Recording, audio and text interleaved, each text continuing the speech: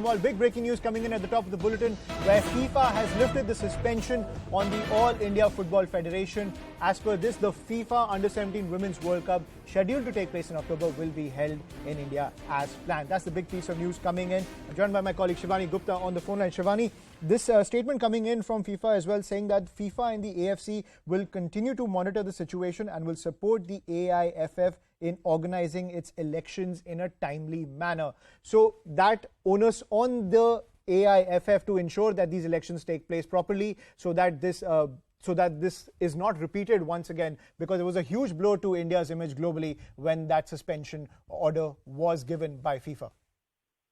Yes, that's right. If you would remember last time when this matter came up for hearing in the Supreme Court, all the objections and the demands that FIFA had set forth via the Sports Ministry were raised, and the Supreme Court, looking at the pressing nature of this matter, had actually accepted all of those demands.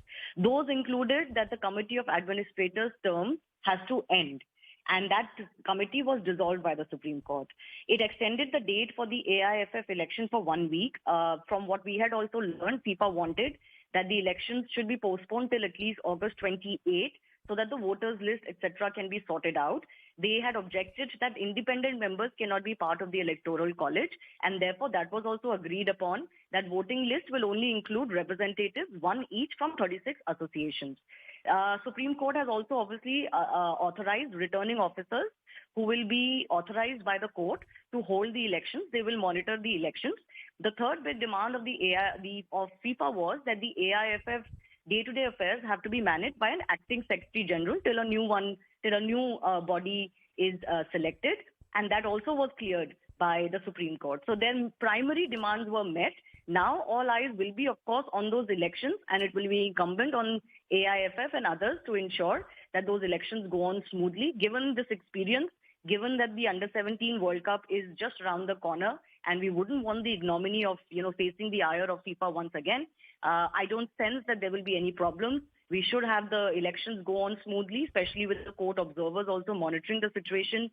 FIFA and AFC monitors also monitoring the situation, and therefore I hope the situation will resolve once the elections are also held. We're getting that reaction from Anurag Thakur also. He said, delighted to share that the Bureau of FIFA Council decided today to lift the suspension of the AIFF with immediate effect. The FIFA Under-17 Women's World Cup 2022, scheduled to take place on the 11th to the 30th of October, will be held in India as planned. A victory for all football fans. That reaction coming in from Anurag Thakur. Shivani, decode the significance of that tournament being held in India and what it means for India on the global stage when it comes to the sport of football.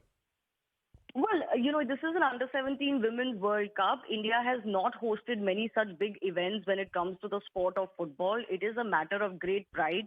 It is obviously a showcase event for India, and has been projected as one ever since India won the rights. The fact that FIFA awarded it to India also shows the faith that the international body has in wanting India, to be able to attract more football talent and, of course, grow football in the country. But it isn't just about the Under-17 Women's World Cup. Of course, the larger issue was that any kind of participation by Indian players, Indian clubs, was barred when AIFF was suspended.